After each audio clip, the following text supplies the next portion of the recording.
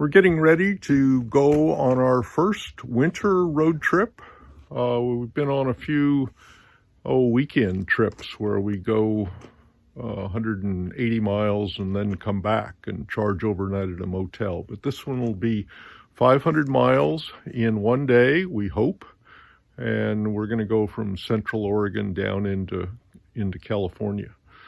And we'll be leaving tomorrow, if everything goes right, in the dark. So that's why I'm doing this tonight. We'll charge it to 100% and hopefully leave at 6. And the car's all set. Windshield's been rain-X'd. I'm going to take the charger with us because the son has an electric car, but it's the wrong kind. He's got a Tesla, so got to take our own good charger with us. Bought a set of these Easysox. You get 2, and the tire people said this was what you want to use with this car. And then a little shovel and a whisk broom. Well, here we are in Sutherland, getting our first top off, and the relief driver is standing at attention, ready to go into action. Well, Grants Pass at the Electrify America, but now we're charging at the rate of 53. Well, we're just about done here at Grants Pass. We're down to 23 kilowatts going in. It's almost to 80%. It's a nice day, nice Walmart, and pretty soon we'll head up into the hills. This is the charge point charger at the Collier rest stop, just where Klamath River crosses the I-5. And this is the park. It's just beautiful here. Lots of places where you can walk. And over there is the car and the wife. And the car is charging. There's 2 chargers there and a 4 cables. This is the Collier charger, putting out at 60 kilowatts, which is dandy. There's the Klamath River. Okay, well, the power is slowed down.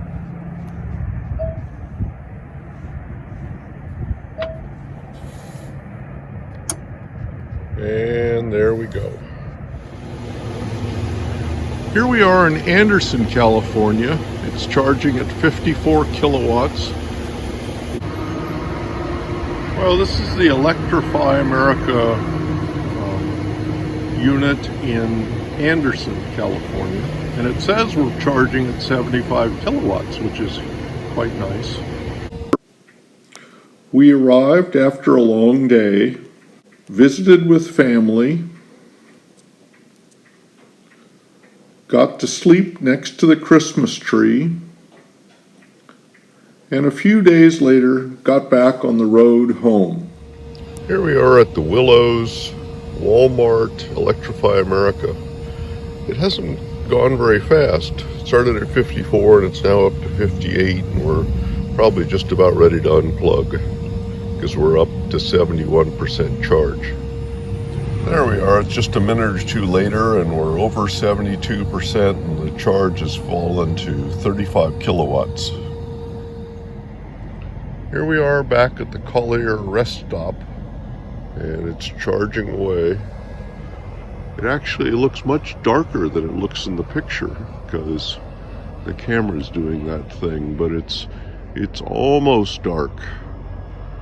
And been a long day. We got a late start out of Granite Bay.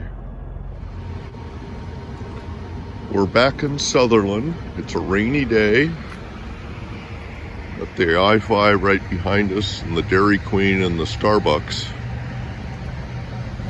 I'm seeing an advantage to this station that I hadn't seen before. It's the first one where a person pulling a trailer could easily get in and out. That's kind of a nice feature. We got back from the trip, and we found that the 2 biggest problems of driving an EV in the winter is that you encounter ice on the road and it gets dark early. And that's not much different than the two biggest problems you have if you're driving a gas-powered car. When we stopped to charge, we mostly used Electrify America. They have large installations with multiple charging stations, and we often had an interesting time getting a charger to work. We never failed to get one to work. And sometimes people would say, oh, don't use that one, it doesn't work. But it was the only one available, and I pulled up and it worked for me. It seems that you have to be fairly imaginative to get them to work. And sometimes you just pull up and plug in and touch the buttons and tap it with a credit card, and that works. And other times you have to use the app and Apple Pay and talk to somebody on the phone, and you just have to be flexible that way. But we always were able to charge when we pulled up. The only other place we charged, I saw from comments on PlugShare that at this rest stop that we really like, that's just south of the Oregon border, Collier State Rest Park or something, that they had chargers, and they said they were free, and we went and they were free. They were charge point, and it didn't say much on the machine, but I had one of these charge point little cards and tapped it on the machine, and it started right up, and it charged lickety split. It was very nice. On the Electrify America, we charged 8 times, and we only got charged money once. I didn't know that until we got home, and we started looking over the bill because I wanted to compare the bill to the log when we're driving. And I kind of wondered where it all went, but I talked to the company, and they said, well, that happens sometimes. But most of that charging was free. When you're driving in the winter, well, anytime, the range that's shown, and that's a big thing. You look at that all the time, but the range is backwards looking. So on this trip, it displayed the range from our fall shopping trips, and it was a much longer range than we actually got on the trip. As we drove on this trip, where we went 530 miles in one day, we got 3.1 miles per kilowatt, and that's the same as 5 kilometers per kilowatt. Now, normally, I look back through the history, and we often, when we're driving to the grocery store, and a drive to the grocery store for us is an 80-mile round trip, but we would get 4.2 miles per kilowatt on those grocery store trips, and that's the same as 6.8 kilometers per kilowatt. So when we took the trip, it was showing us range based on shopping trips, and when we got home, it was showing us range based on driving 75 miles an hour in cold weather.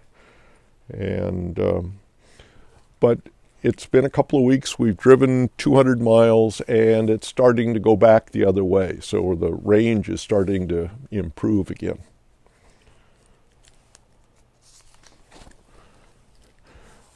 Another thing that was kind of interesting is how much range you lose when you go up and over a mountain. We roughly found that for every 1,000 feet of elevation, we lost 10 miles of range, which is the same as going up 300 meters in elevation and losing 16 kilometers. But if you're going up and down, because like between here and in central California, you go over a whole bunch of passes, and mostly you're going up and down and up and down. And going down, is nicer in an electric car because it's regenerating the whole time and you're not on the brakes. You're still going down a hill with a bunch of big trucks, but that's life. We had a lot of debates about going off in the car to drive that far in the winter. But my wife said that now that she's done it, she'd happily do it again. She said it was just fine. And that was nice. These are the apps I have on my phone and iPad and use to do planning.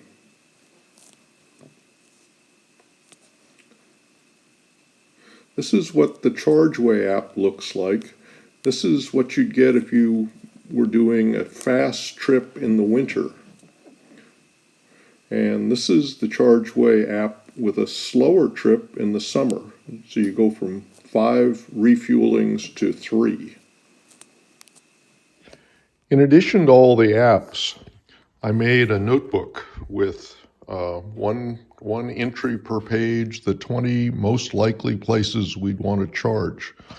And this was in addition or copied from all the apps